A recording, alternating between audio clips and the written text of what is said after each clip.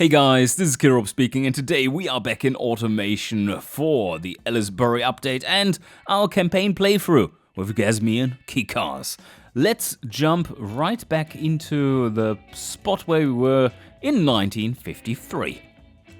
We just started developing our next model. Currently still called Model 1, but I've read your suggestions for names. There were plenty of good ones in there. Some that were just sexual, which leads me to believe that you didn't understand what I was actually saying in the first episode with the tit. That is a bird, like one that is plentiful around my house here. And I like blue tits the best, they are really cute. So look it up, for those of you who don't know. I don't want purely sexual name suggestions, that seems like horny posting to me, it's a little out of place. But double meaning is where the fun lies. Exactly. So we do have Model 1 here, and I think I'm going to rename it. I just had to look up who was suggesting this, and now I've spent probably 5 minutes reading your name trying to figure out how to say it. Well, no, that's a bit too much. No, not quite as much, maybe 4.5. The naming suggestion was the Pebble, and I think that is without any double meaning.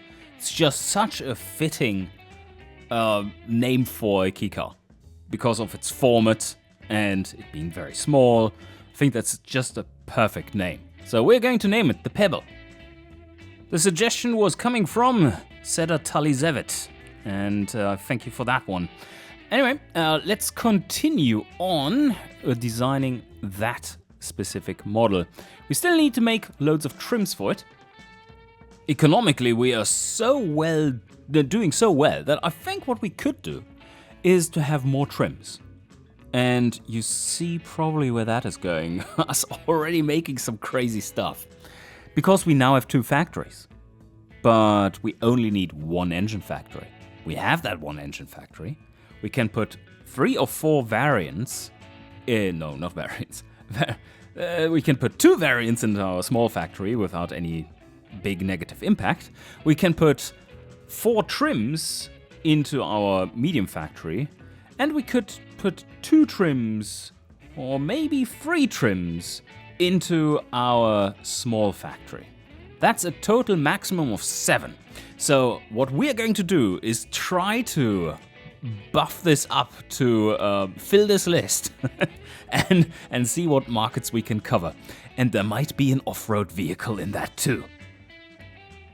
Before I start cloning though, let's quickly go through this car once again and make sure it is set up to our needs, in terms of quality especially. And for that to be properly checked, I would recommend that we first move on to the engineering page after checking it through, and then seeing how long this takes. That will give us a good indication of how much we can add in terms of wackiness and different trims, and also potentially some quality in there. To remind ourselves, this is the exact same setup as we had before. It's a rear engine car, McPherson struts all around, and then we are going for an inline 3 with 360cc. Cast heavy pistons. They are not very heavy though. Let's see. Oh, 3 pistons altogether weighing 900 grams. Yeah, I think that's about right. And we head over to the detailed stats once again to take a look at, well, that's not the detailed stats, that's a 4-way graph. To take a look at where we are in terms of emission standards. Where are they? Fuel economy, there. Should be really damn good. Yeah, we are safe down to 1975. Yeah, there's nothing really to say about this build, it's rock solid. Just added 2 quality here to suspension, which was lacking. And here we could try to add 1 more, but just a few stats. Is it worth it? Yeah, probably is. Alright, let's have that too. Now, seeing that this car is fairly reasonable in its setup, we're reusing our old engine. Let's take a look at what the engineering time is. Oh, okay. Well, that isn't too bad. We don't have any huge vectors. We see that drivetrain is on the low end, and we could probably add a quality there. Wheels could add one quality too. That wouldn't strain our time budget or monetary budget. Aerodynamics are very expensive. We should probably drop it by one. Then interior, we could try and drop it by one too, even though that would kind of hurt. It would save a few things, but safety is out there and, as per usual, being a bitch about taking too long. Ah, yes, suspension is fine. Good. So what do? Could try to drop aerodynamics into interior, up wheel, and drivetrain. That gives us some extra drivability here from the quality slider of the drivetrain. And wheels, add one there too. How much does it cost? $40 extra. Need to retweak the suspension tune just ever so slightly. Oh, that was the wrong direction. It's very volatile up there. How do we do this? Maybe by adjusting. That will make a huge difference. No, can't do this. Can't really do this. Can I try to do this? This goes the wrong direction. Yeah, it does. Okay, so it's 2 in this way, 2 in this way. Now, like that? Yeah, okay, but now it's sportiness. I don't want to tune for sportiness. Well, he says that, but you know, there's likely more to come. Yeah, but I think I'd take this. This is looking pretty solid. Anyway, not much to tune there. And now we're ready to just start cloning the heck out of this one. So let's do a family version of this car. And remember, when you make huge lineups, you can always split it up into many factories. That is not slowing down the individual factories, and if you have several anyway, that is quite a reasonable thing to do. It is better than having 2 different models, because having 2 different models, you pay double the engineering costs, or almost double. So that's not that great. What we are going to do here is just choose a better... Do we want to take a sedan then? Is that what they want? I think so, yes. We take the 4-door. How do you even fit 4 doors onto this thing? It's tiny! So let's see if we can make it larger though. Oh yeah, much larger and much more fancy. Look at this. More booty. There you go. Much more bagage. No, there's no bagage in there. There's an engine in there. We don't... Oh, look at that. Super aerodynamic. The baggage area is at the front. Can we make the front larger? No, we can't. Oh, too bad. Almost looks a little sporty, this thing. Quite nice. Anyway. It does have different weight distribution, so we need to retune, but that's exactly what we expect. Also, the brakes are slightly different. We need more brake force. We still don't have any kind of problems with brake fade, as you'd expect from a less than 570 kilo car. Oh, I forgot to lower aerodynamics and interior by 1. Yeah, that takes a lot of stats out for us, but I think it's still worth it to make the engineering slightly faster. So let's do the same here. If you still don't use the project map, left control, just press it, and then you can jump to the other car, to the same page on the other car. It's really handy. But now, we need to make this into an actual family vehicle by adding a few seats. So something like this. Family budget. Oh, it's above 100 even. All set up. And... what? Okay. Okay, why? Is this one just so much... what? The family is so much better? Oh, no, it's just the markets being a little whack.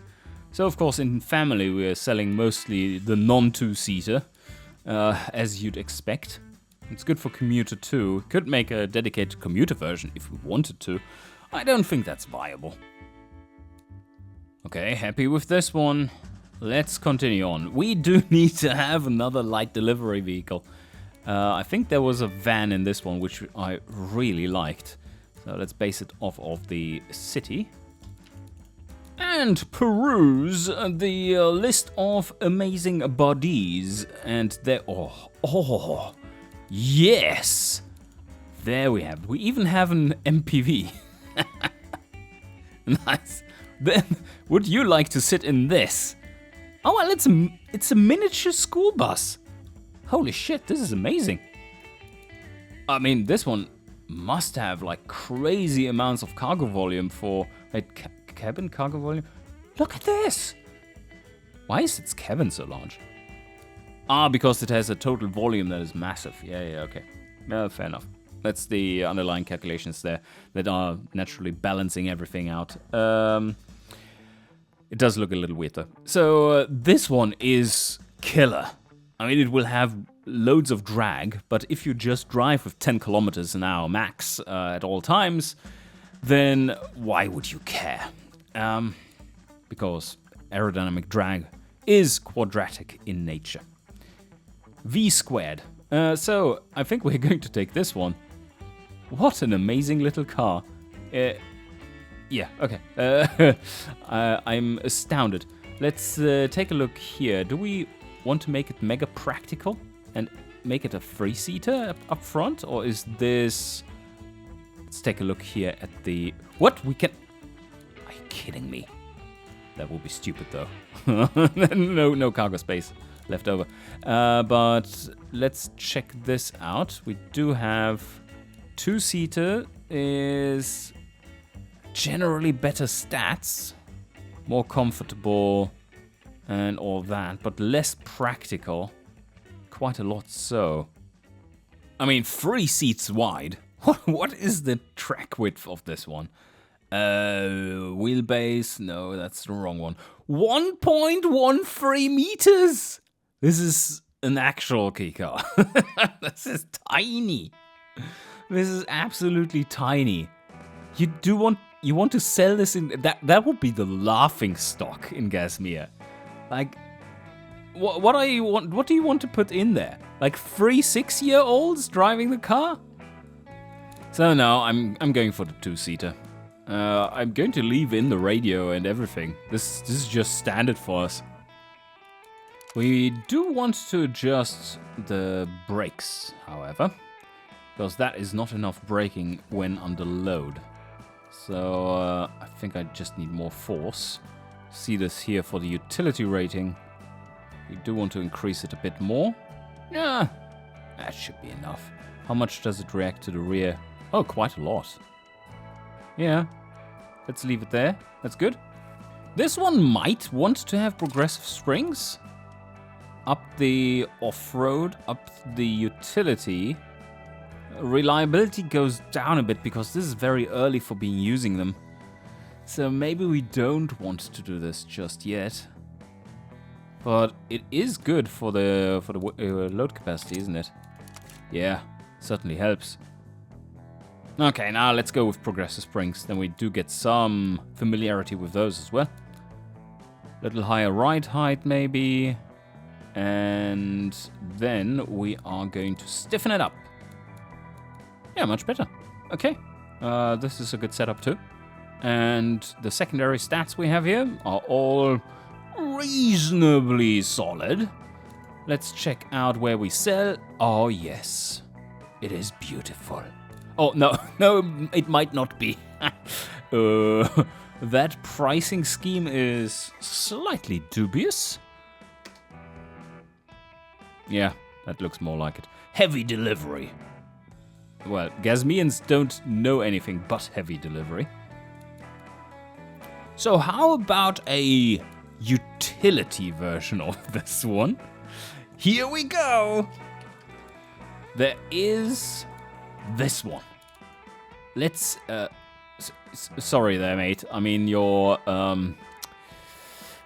that is not where I would put my sand and gravel. Really, it's like we would have slight issues there with the air intake. Let's not talk about that. I mean, It is a perfectly viable vehicle to make, of course. And we can just extend this one and up this one and make it real deep so that you can have at least 2 buckets worth of gravel along. And hopefully the engine just has you can snorkel it above the sand or gravel that you put in the back, and it should be fine. And it's actually green in utility. Fantastic. Oh, this makes a big difference. We do want to lower gearing, but not so much that we get to more than 100%. So this is roughly where we want to end. Gets us a decent extra bonus there in utility, because we do need to tow things. That is something that we should change on the delivery as well, or at least play around with it to optimize it further. So let's try to pull the first gear down. Oh yeah, you see, it's a little sacrifice in drivability, but it really makes a difference there for utility. And this is also still fine indeed. 83%, not troublesome whatsoever. It's good. Okay, let's continue on with the utility. This one, I believe we could put either utility tires. They do have a bit... No, they do have the same off-road rating. Load capacity would be a little better. So we do gain a bit, but it's not much. So I'm going to keep it hard long life. And then for our off-road vehicle, I'm probably going all-terrain. That is a decent choice.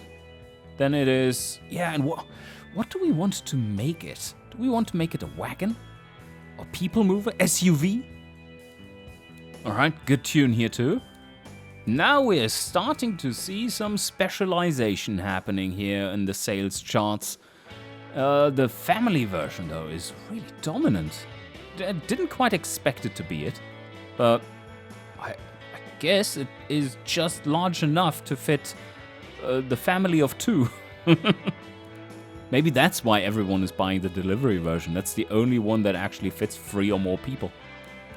And now, it is time to... No, not to go into there. Sorry.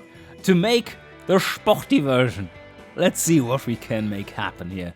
We have designed our sporty-ish inline 3 for that one. And we are going to clone the base version here. So, we call it the sporty. We need to be consistent with our naming conventions. So this is the sporty. And we shall first switch out engines and see if that engine actually is updated or not. I don't think it is, right? Replace variant. Oh, it isn't yet. Okay. Well, there we go. Needs to become MK3. Wow, the power! Unimaginable figures. So this is quite decent. We can rev it to 7,400, which we are almost doing there. Let us... Oh. Wait a second. Ah, it's because we are so under square. Yeah, that makes sense. So we could go a little lower here and up this one if we wanted to, but that makes the engine unreliable, comparatively. So it's not the best engine to be basing your sports car version on, but yeah, what are you supposed to do? So less balancing mass to get better throttle response. That is one of the key factors to calculating sportiness. We could go +1 here if we wanted to, but probably not. Because we don't want to extend engineering time unnecessarily. Although if we do it for both versions, both variants, then that should be fine. This isn't huge cost, we're using the same components after all. Could go with slightly higher cam even.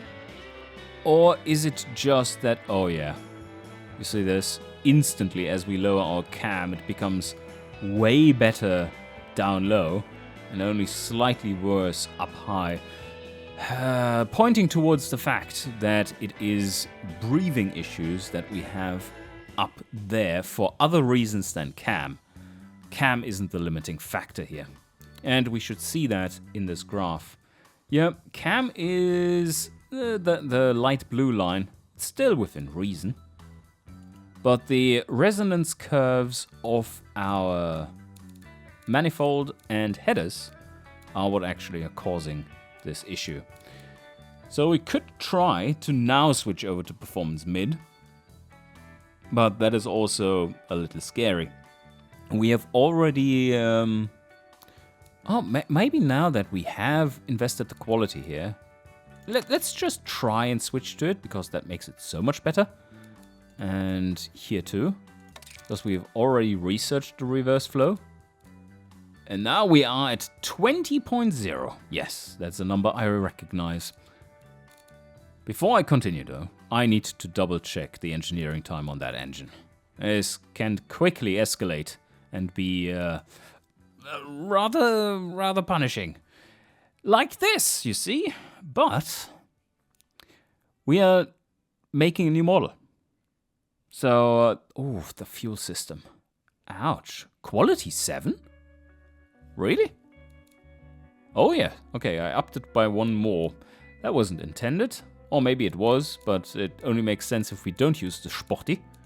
So what I'm going to do here is up this by one also, and now have another look with the one less quality, if this is still as punishing as it was.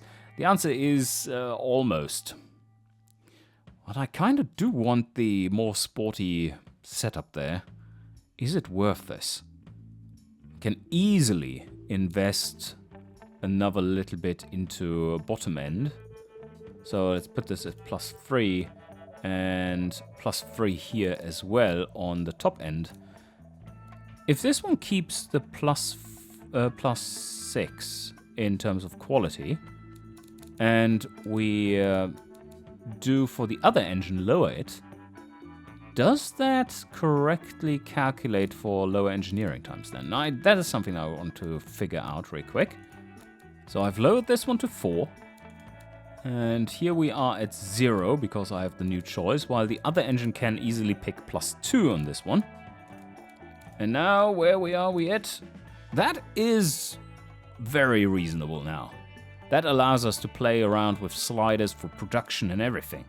So yes, I found, well, here we have found the solution. This is looking great now. The vectors are all slightly more balanced. Gained some quality as well. There are basically no material costs here. So it would be a waste to optimize for process. We can even, this is rapidly increasing though. Can even lower this a bit if we wanted to. Saving a few months here and there. Yeah. Just a little bit. Or how much difference does that make? A few bucks. But the tooling can be upped. Yeah, something like this. Just ever so slightly. The production units are going down, but is it really worth the effort? That's a lot of extra millions that we are sacrificing for this. So I would say no. Let's leave it there. The pressure is already low, but we can lower it further. We have the time. And if we want to splurge a little bit as well, not because we need to make it faster, but rather because we want to have the extra reliability, that would also work. Material costs do go up. Right, yes. If you don't have to be a cheapskate all along, then you can also put those fancier materials that you used only for testing purposes into your actual engine. I guess that makes sense. But no, I'm going to leave it there. 28 months. Nice. We're going to come back to the factory setup later. Now that we know that we do have a sports car engine ready. Sports car engine. Sports Kei Car engine, at least. Damn it. I wanted to go back to the project overview. Here. Yes. Now, the Sporty. What can we make of you? 20 horsepower at 7,200 RPM. Yeah. Do we have a quick little version of this one? There are sedans. There's a coupe. Yes, a coupe that is convertible. There's a coupe that is not convertible. That should be excellent. Oh, the sportiness! Holy shit! Yeah, just the engine change makes a huge difference there. It is so thirsty, though.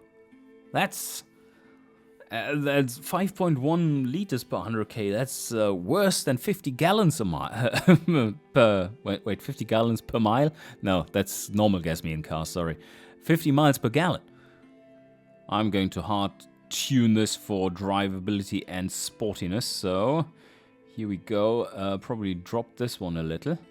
Better acceleration and stuff, and then slide this one up by not too much. Something like this. I mean, 0 to 100 in 34 seconds is impressive. Oh, the handling isn't. We can change that. Also a hard long life, no thanks. Our sports tires are available, but I think they're just unlocked, right? Let's see. So, we do get tech pull used for unlocks. Yep, exactly. So, this would be reasonably expensive then. That is 428 and 463. Yeah, we do need good tires though, so I think I'm going to leave it at +1. And for the tires, I mean, we can go wider than this now, can't we?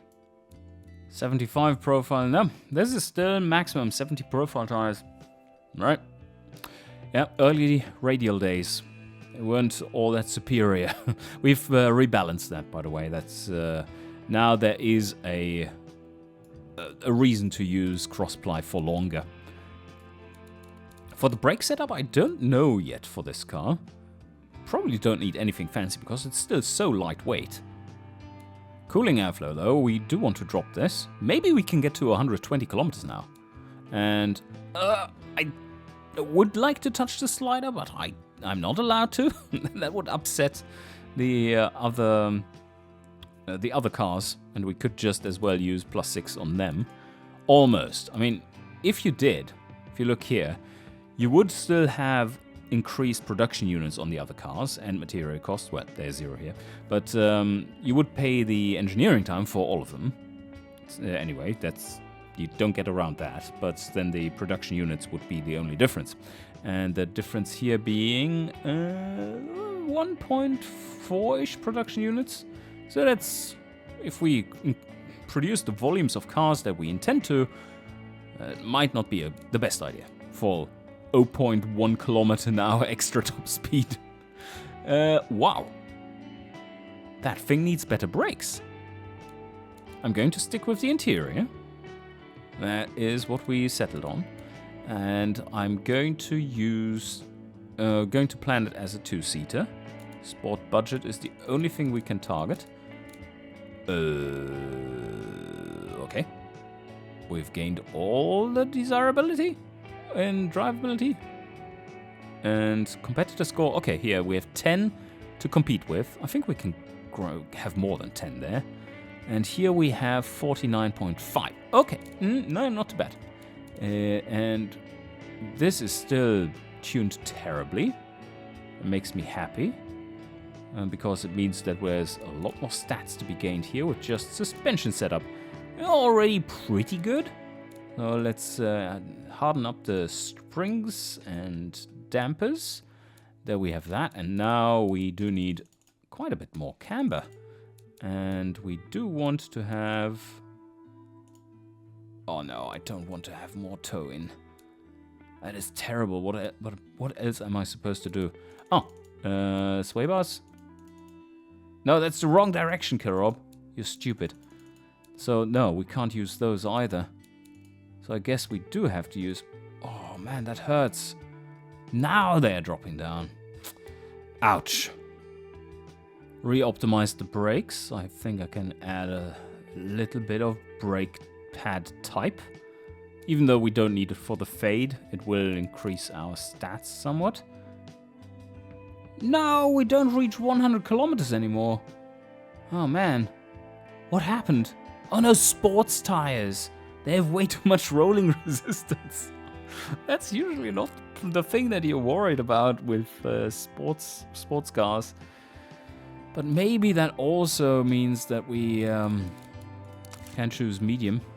And with medium tires, we do hit 100. And that makes a big difference, doesn't it? Yeah, all the extra stats here are... competitor... What? Competitor score. Top speed. 183. I think we're struggling a little here. Competitor score 9.8 seconds. Yeah, someone tells me that our car is not an actual sports car. But we do corner better at 20 kilometers an hour. Alright, so medium tires it is. And I think that might also be better for the size that we have on them. Let me just check the minimum size for those. They are sitting at 76 and 141. Okay. The sports compound was probably above that, and thus giving us a hard time to tune them. We might just need to break our rule of unequal setups for this one, because this is very hard to tune out, and it likely is also a contributing factor to us having such an abysmal top speed with this powerful engine. Right, let's see what we can do. If we drop this to 135s, or even 125s, that should be fine. We could also, in the rear, if we are going unequal setups anyway, do a 14-inch and then make it wider. Haha! All the grip for acceleration. Problem being that even if you clutch drop this thing, there's no wheel spin ever, even on snow. Yeah, this should be way easier to set up then. Even if you go 145. Yeah. Yeah, maybe we can really hardcore tune this thing. No, don't do this stupid stuff again. Turning to oversteer. Come on, please turn around. There you go. Is this actually counting as terminal oversteer or not? No, it doesn't turn up again, so I guess it's fine.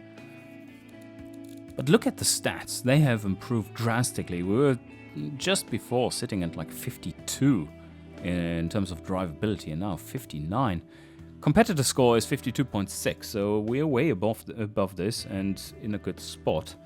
Not necessarily for a sports car, but, we have a normalized desirability of 14%. Who's going to buy this thing? But now it is time to see how quick this beast is around the test track. Place your bets. We shall find out in about 4 minutes. And off the line he goes. The speed is... Wow, okay, it's not quite as slow anymore. It sounds aggressive. It reaches 60. Whoa. It doesn't have to brake before the first corner. You see, this is the advantage of driving a car. You just take the speed you get and you can drive through any corner. But now, no, wow. It shaved off 30 seconds from the time that we were seeing with the some of the other cars. It's impressive. Yeah, that's really impressive. But now, let's find out if we actually see a market for this one. Like 3 cars here and there? No. Huh, 734? I mean, we have really terrible awareness in these demographics, so maybe this works. I think we do need to make a final car though, and that's a simple convertible. Oh, and maybe an off-roader. Let's keep it simple. Take this one, soft top. It is so tiny that you can just reach across the car, and you can do both sides at once. It's like super simple with this tiny car. It's like a bobby car.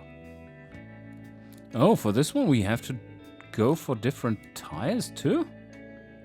Oh my. Yeah, look at that. Minimum width 144 because of the extra weight. So I think we need to drop this one and get it some extra space. We could make it slightly sporty as well by using the other engine. Maybe that then covers the normal demographics as well as the sports convertible demographic. We can always try, so let's put this one in there. The answer is no, not really. So 10% for this engine. Let's use the other one and see if that is better. 15.7%. Yeah, so 60% better. Not in absolute terms, relative terms. 4 liters per 100k. Yeah, that's impressive. And setting it up a wee bit softer. Just making sure we do get the understeer in both the fast and the slow cornering speeds. They have now a doubled up effect. If you're understeering at slow speeds, or oversteering, right? Terminally oversteering at slow speeds, then you do get a 5% penalty. And if you do so at fast speeds as well, you get another 5% penalty. And that penalty is to drivability. Damn, that's a lot of cars already. Family selling like hotcakes, and that's looking good. It's just covering everything. I think the convertible, the Sport, and the now last trim that we're going to make, the off-road, can all live in the small car factory, and the others all go into the medium. And here comes what you've all been waiting for, the off-road Kei car. First up, body choice. What do we want? That one. Unless we wanted to use the pickup because of the utility off-road segment. Not sure how large that is though. People mover is, well, it's not quite right. Could make the pickup as a decent off-road version. Ugh. Okay, 4x4. Can we afford that? I think we can if we just lower the quality here. So go for 0. Manual locker. Okay, so let's choose some adequate tires. All-terrain is a good choice. But if we go for off-road tires, we do get another little bonus here.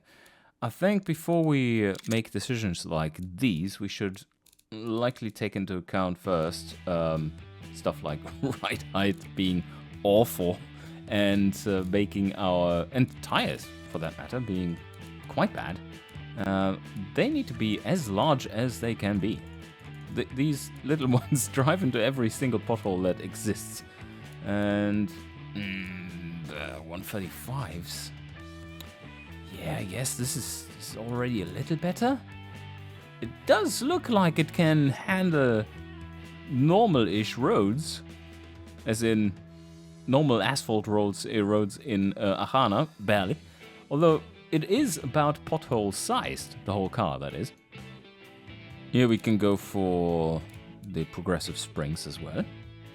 And overall the suspension is just way too harsh.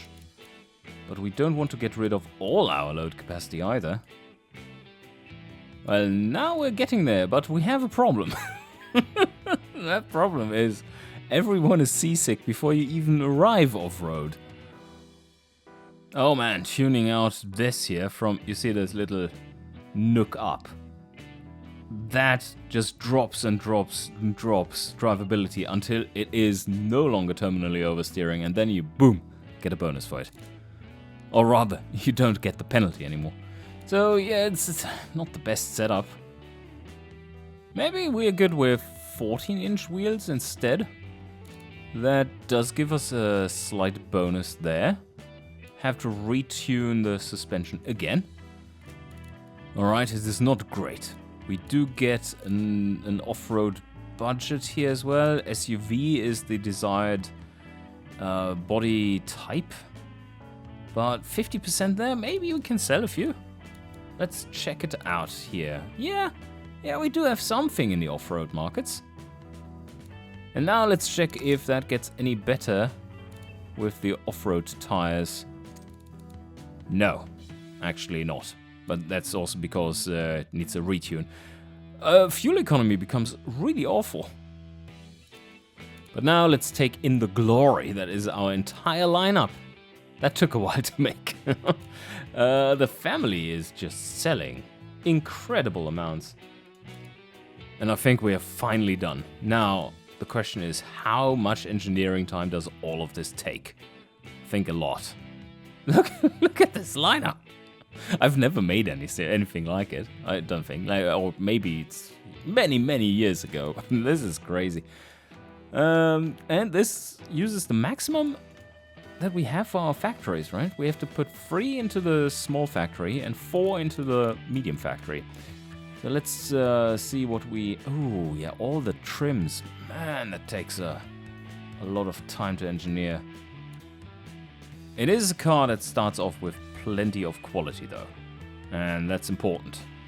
So we get a reliability rating of an average of 73.2. I think that's very much market typical, plus a little.